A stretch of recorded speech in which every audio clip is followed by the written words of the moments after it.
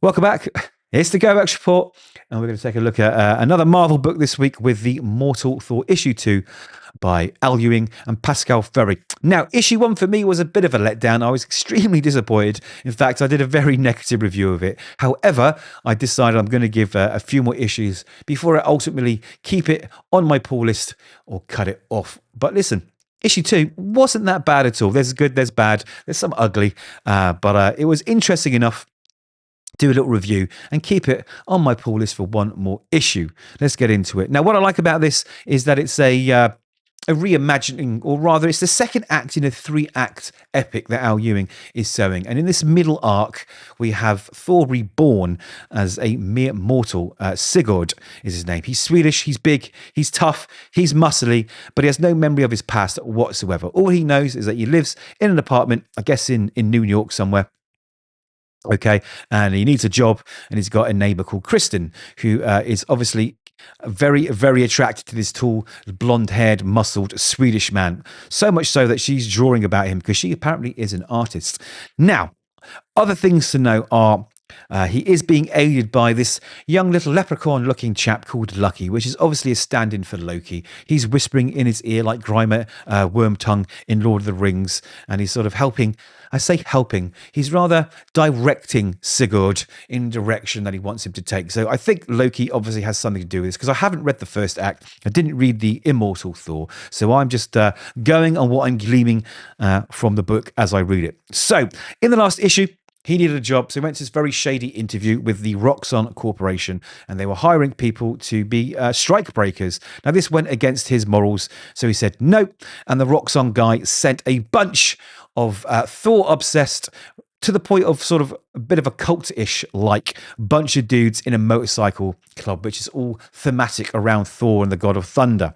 Now, he made absolute short work of them and put them in the ground, splitting one of their skulls, sending one to hospital and letting one run away. He absolutely smashed them to bits. It's a very, very violent book, which isn't bad if it's done properly. Now, back to Kristen. She's an artist. She's commission only. She's got a very, very classic Thor-looking huge canvas there in her apartment. I wonder what the rent is like there. And she's drawing someone who also looks very much like Thor, like Sigurd. Okay, because like I say, she has a crush, so he's on her mind. But she's not only on his mind, he's at her door and he's knocking after this huge fight because he needs her help, basically. He needs a first aid kit, as well as a drill and a bungee cord and a few other things. So she lets him in, and he starts explaining what's happened. He goes into great detail, explains exactly what's gone on, the fact he's been stabbed and hit over the head. She's like, go to the hospital, but he's like, I can't, I don't have the money, I don't know who I am. You know, the usual reasons why you can't go to hospital when you're a vigilante, basically. So she helps him, and he starts sewing up his own wounds. And she notices just how good he is at sewing up his wounds. And he says, I don't know why I know. I just know how to do it. Which is obviously a nod to Donald Blake, who was the sort of persona that Thor took on when he first was sent to Earth by Odin to learn humility. So a nice little nod there. Like I say, there are some good things in this book. Where the book fails is the dialogue. The dialogue is so hammy. It's so like dumbed down. It's so slap your thigh, and it really lets down what could be a really interesting story. Anyway, the other thing I don't really like about it, and I'm sorry to say, because I like a lot of Pascal's other art, is I don't really like Pasqual Ferry's art in this book. I don't know why. There's something about it. The colouring just seems off to me. But anyway, back to the story at hand. So, like I say, he explains the fight to Kristen, and he says he doesn't know who they are. However, he does know something, because he looked through the pockets of one of the chaps there and found a clue. You know, he found a clue to the rough house on a matchbook box of matches. You know, they always find these clues in these films, right? They find a box of matches, it goes to a bar. So again, it's a little bit tropey, but, you know, here we are. So he knows where their hideout could potentially be, where they might be hiding. And off he goes. He spends the 4 hours going upstate on the subway and the bus. And there you see, he has those items he procured earlier, and he's standing outside the rough house. Now, inside the rough house are the rest of this motorcycle gang who are obsessed with Thor. And they're very angry for obvious reasons, right? And again, here's a sort of just hammy dialogue in it. I'm not going to read it out. I don't want to put you through it, but it's just really, really hammy. Now, one of my family members has been in a motorcycle club for many, many years, and kind of one of the motorcycle clubs that have erred on the other side of the law, let's just say. And they don't talk like this. They really don't. I mean, if you know better than me on this one, then tell me. But in all the bikers that I've met, they do not talk this hammy, not at all. Anyway, again, these are things which just sort of take you out of the story, because the dialogue, just, you notice it being hammy, and you forget where you are in the story, and it just takes you out of the immersion and the escapism. Anyway, they decide that the best way to deal with this is not just go kill him, it's first go kill everyone he loves, his neighbours, his friends, his family, his dog, drown his goldfish, all that kind of stuff. Exactly what you'd expect from these kind of goons to say if they're written in that style. But there's a knock at the door. And of course, it's going to be Thor, right? So, knock, knock, who is it? And here he comes. And you see what he's done with his hammer there? He's attached it to the bungee cord so that when he throws it, just like his enchanted hammer, when he is the classic Thor, Mjolnir, it returns to him. So again, I thought that was a nice touch. Now, the book, like I say, is violent. It is really, really violent. You can see them just get absolutely smashed to bits. Now, these guys, they start talking about Thor earlier on, the god of storm, god of will and power, god of strength.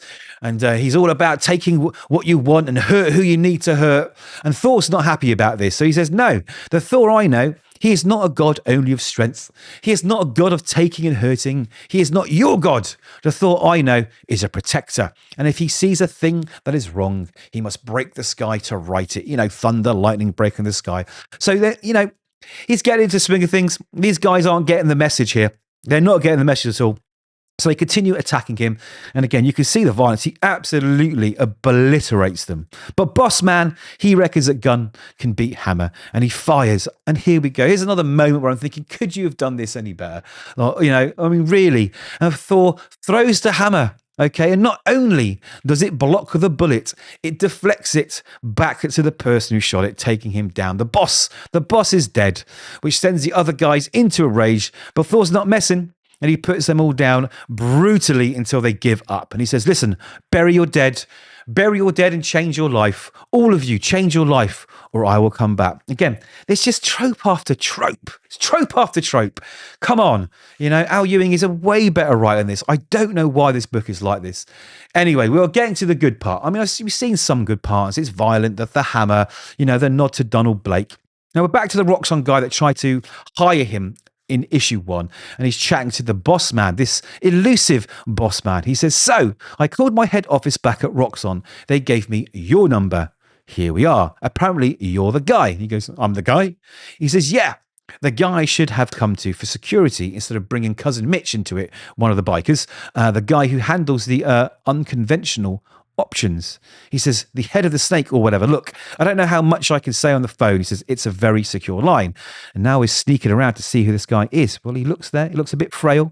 He's got a walking stick. I know where it's going. Do you? He says, but you're right. I am, as you say, the head of the snake. In fact, I'm the entire serpent. But let's not stand on ceremony, Mr. Hennessy. Call me Blake. And this, of course, is a nod to Donald Blake, the original persona of Thor. So why is this clever? Why is this important? Well, the serpents are back. The sons of the serpents are back, which is cool. They fought with Daredevil, Captain America, and everything else. They are sort of deeply intertwined with Thor's history too. They were once thought to have perished after a fierce clash with Thor and Loki. Now, Blake has returned, as you can see here. Okay, and how does that happen? Well, he has adopted this serpent moniker, and this title not only marks him as Thor's new adversary rather than Loki, but also hints at a prophecy foretelling Thor's demise. Now, the origins of Donald Blake are simple. When Odin banished Thor to Earth in Journey into Mystery in issue 83 to teach him humility, he crafted a mortal guise for his son, Donald Blake, a skilled surgeon. Over time, Thor abandoned this identity, but Odin's enchantment granted Blake an independent consciousness. Realizing his independent consciousness was like basically a fake, really. You know, he wasn't a real person, and his existence was a mere byproduct of divine whims. Blake spiraled into madness, his purpose shattered. Now, in Thor Volume 6, I think it was 2020, Blake gained a physical form and immense power, and he launched an assault on Asgard. Now, though defeated, Loki granted him the title of God of Lies, cementing Blake's status as another of Odin's forsaken sons. So that's why it's clever. That's why it's interesting. And that's why I'm going to give it issue 3. Because you know what? The story, the concept, the idea is actually pretty good. I really like it. If it didn't have all this overblown, cheesy dialogue, you know, it would just be really, really good. Anyway, positive review this time. Hopefully issue 3 is going to take it up a notch. Hopefully the dialogue gets a bit more refined. Hopefully we get some answers to a few questions that are being asked. So there we go. Those are my thoughts. Do you like this new version of Thor? We all know he's obviously going to become the normal Thor in Act 3. But do you like where it's going? What do you think of the dialogue? Let me know your thoughts. And don't forget, like the video, hit subscribe, and we'll see you in the next one.